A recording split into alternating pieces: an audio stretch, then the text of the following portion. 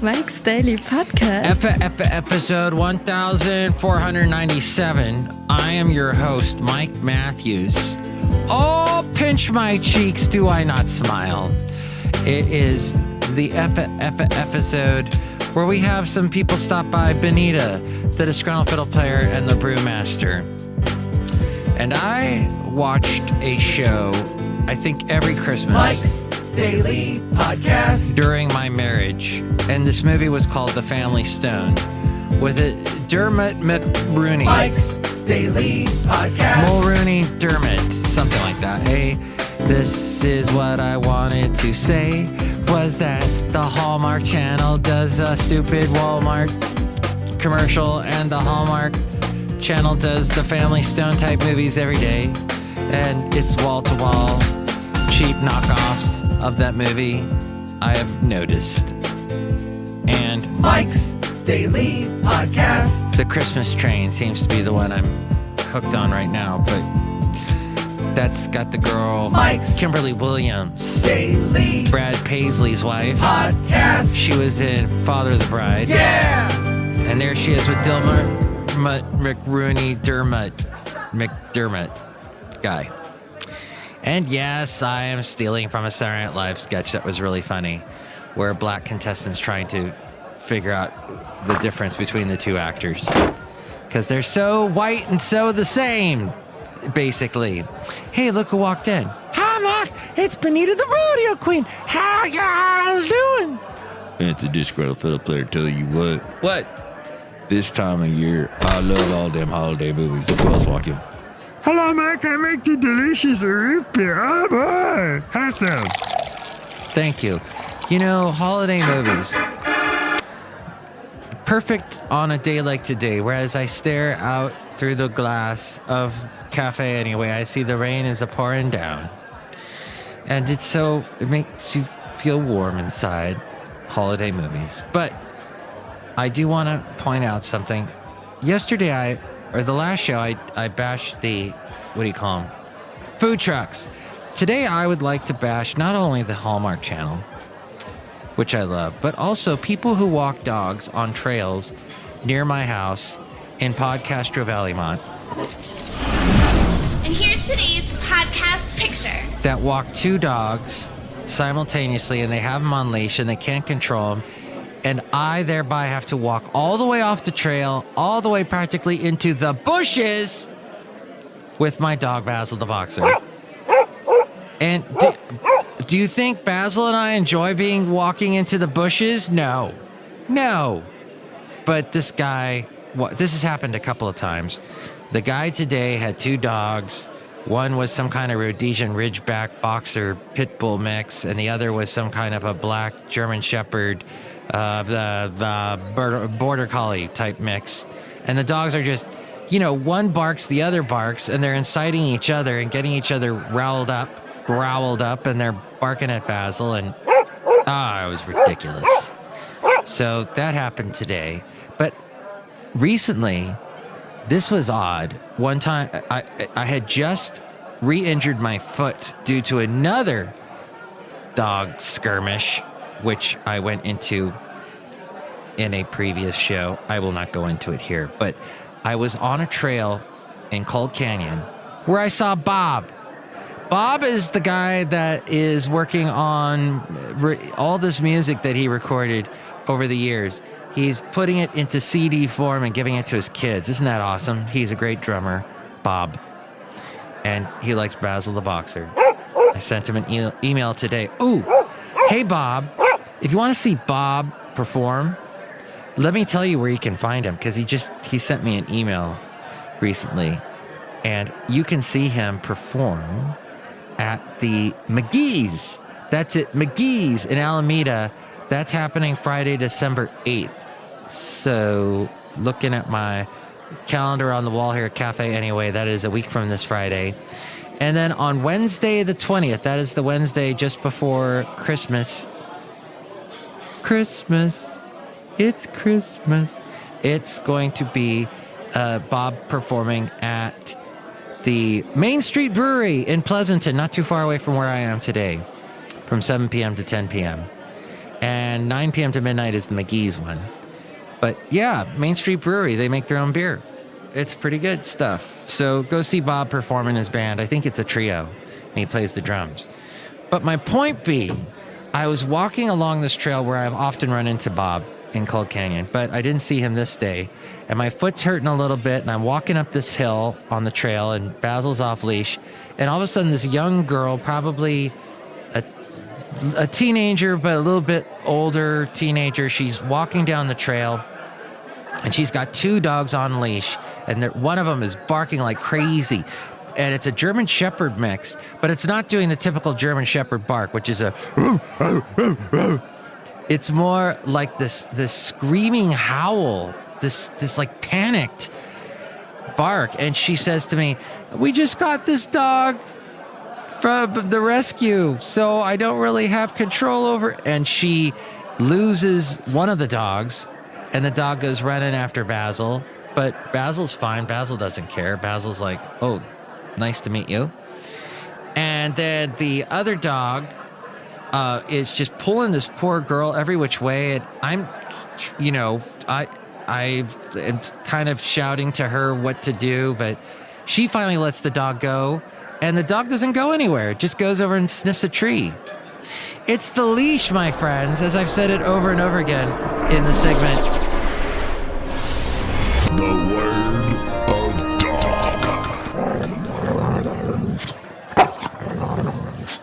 The leash is a help in some ways, but it is a hindrance. It is the law, but it is also a hindrance in many ways. It gives the dog a psychological need, a psychological false feeling that that they're boxed in and they can't help you, and they're trying to defend you, and they just go nuts. It makes dogs go nuts.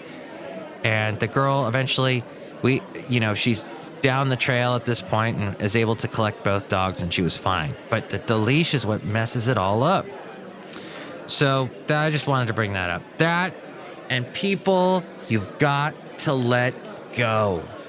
When you've got a friend who's single, you know what? Yeah, the guy or girl that's single could use maybe a little bit of help sometimes. But everybody that I know that knows that I'm single are once again a hindrance. They're not helping me in any sort of way when they're like, "Mike, how about this person?" No. They try and fix me up with people I'm not interested in, or people that I know it wouldn't work. And look, you have to understand where I am in my life. Even though I am single, I have been married before. I have been in love. I have loved and lost. And I am happy with that Shakespeare soliloquy that said that better to love than to never have loved at all. Loved and lost, rather. I've lost, and I'm fine with that. It was good. It was great. I wouldn't have gotten married if it wasn't the best. And I've loved deeply, but it didn't work out. And I've got a very high standard for what the next one should be. And I made a mistake after I got divorced. I got online, did the online dating thing, and it led to someone who was basically my wife and was doing all the wrong things that my wife used to do that was wrong, that led to the divorce eventually, just the bad communication. And this person was worse than my wife. I don't know what the stupid online dating app was trying. It was wrong, very wrong, as Donald Trump would say. Wrong. You don't even know me. It was so bad. And I realized at that point that A, I think I need to be single a while, and B, that I don't want what I had. I mean, I want what I had, but I have a better version of it, if I'm trying to make any sort of sense here. That was the whole reason why I got married in the first place, was because certain parts of it were right. The communication seemed to be working in the beginning. There was the same sort of wants and desires for our future.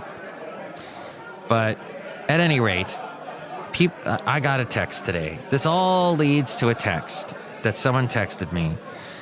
And they said, did you call so-and-so yet? And in this text, this person said, did you call so-and-so yet? No, you didn't. Give her a call. She's waiting for the right guy to come along. She just doesn't know it's you yet.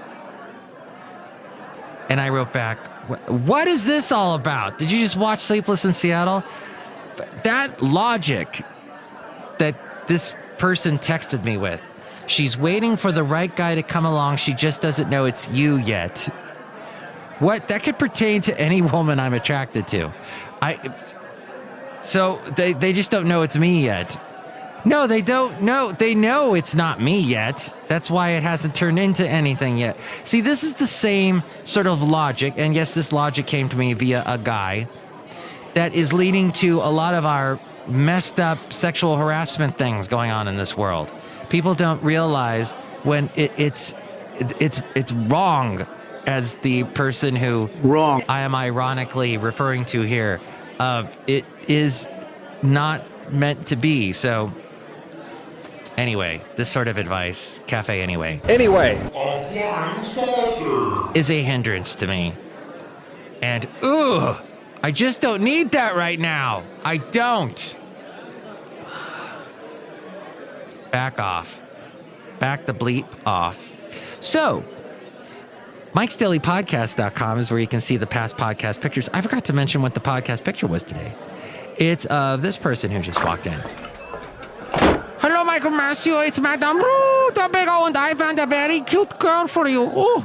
Okay, well, let's see. Now, that's words I'd like to hear. That's good. I would like to meet her, and let's see how it goes. Very good. Ooh. See, that's what I want. Not you trying to push me into some relationship that I don't want. I want one that I want. I know what I want. Da da da da. Ooh hoo hoo. I don't know. I want candy. Dun dun dun dun dun. Hey, the podcast picture is of Madame Rootabega and I talking. And then I wanted to mention that Amelia Earhart, there's this big story about her that in Guam, a man with ties to Saipan shared information that promotes a theory that Amelia Earhart was brought to the island of Saipan and held prisoner 80 years ago. This guy who lives in Chamorro said that his uncle worked at the prison where Amelia Earhart and Fred Noonan were taken prisoner in Saipan. The History Channel shared the theory that the two were taken prisoner in a recent TV special called Amelia Earhart, The Lost Evidence. This according to USA Today.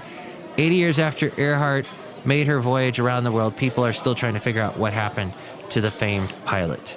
The theory shared by a History TV special says Earhart was captured and executed on Saipan by the Empire of Japan. The U.S. government and military knew it and even found and exhumed her body. Both governments have been lying about it ever since. That is the theory, anyway. There is also this story going on today about the New York Mall. Perhaps you've heard more about it. Since then, this report just recently came out that a mall in New York's Hudson Valley was evacuated amid reports of a shooting on a crowded holiday shopping today. People said 2 people were injured, but it was unclear whether they were shot. State Police Trooper Stephen Neville said no other information was immediately available. But you will probably, by the time you catch the podcast, being the nature of podcasts, you'll probably hear more about it later. But at this point, it says the possible shooting happened at an American Eagle store. And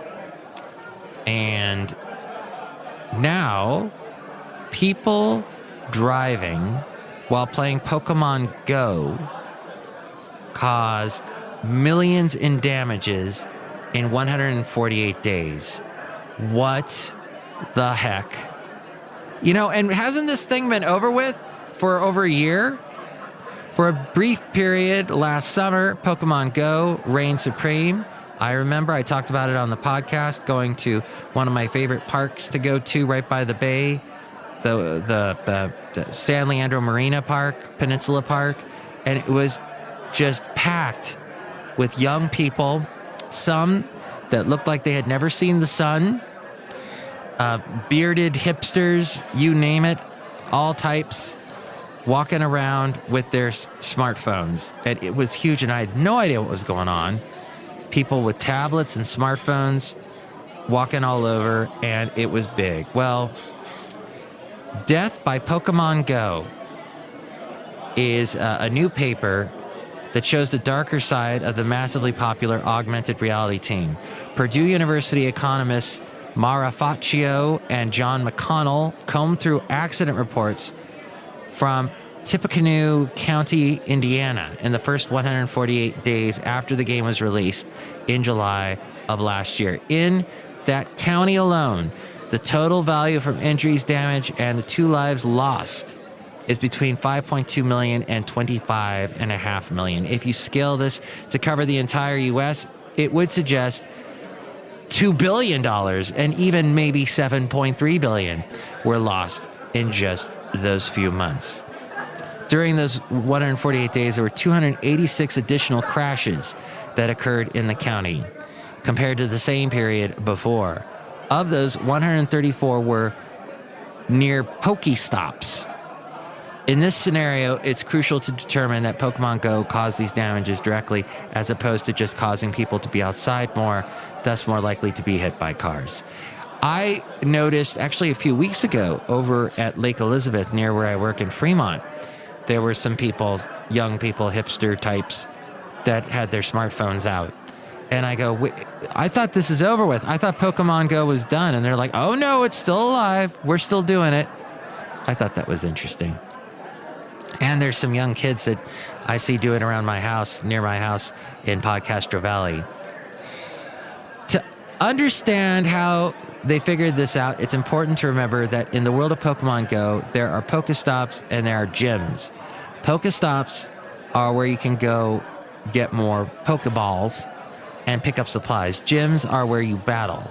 You're supposed to walk around to hit all these spots, but plenty of people cheated by driving to the various stops, then hopping out of the car and picking up some supplies or going for a quick battle. To prevent idiots from doing this, the makers of Pokemon Go made it hard to play the game while moving at a high speed. If you're going too fast, you just can't battle at a gym. But this wasn't the case for all Pokestops. This according to The Verge. And finally, the bizarrely mundane, this was about why North Korea has been so quiet lately. And the reason is bizarrely mundane, and that is because right now the weather is bad. Oh, why? Hey, how come? Let me ask you a question. You're a podcast listener. Maybe you can tell me. Why is it that MSN on Google Chrome cannot load it, or you can load a page and then it dies within a few minutes and you get this error message that says, oh, not enough memory to load the page? I don't understand why that is going on. I've tried every sort of configuration and that always happens, and it's making me hate MSN. But this story here from Vox talks about it. Some people think that North Korea is getting ready for the Olympics happening in South Korea. They're going to be there in February of 2018. But North Korea has to deal with bad weather. Missile launches require good weather. Even NASA delays rocket launches sometimes because of storms. And there you go. And the page just died yet again. So there we go. As we go outside of Café Anyway, we're bringing Mike's Daily Podcast somewhere in Podcastro Valley. I found it fascinating that the weather's so bad in North Korea this time of year. Many of North Korea's 25 million citizens are starving, and poor weather conditions exacerbate that problem. North Korean usually eats about 1,640 calories a day, while the U.S. health officials recommend consuming about 2,000 calories a day.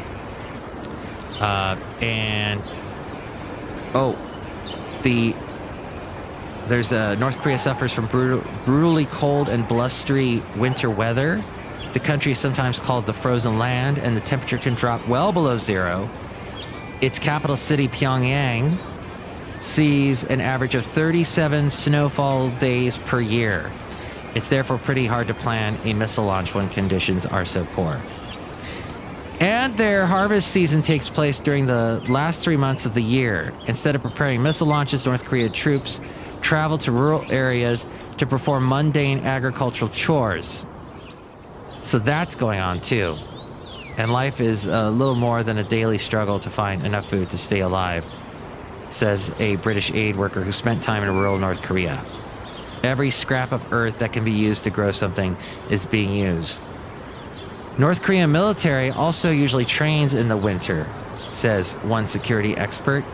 Preparations for the exercises require resources like fuel and money, which means there are fewer of each to launch missiles. The drills usually begin in December and sometimes continue into April.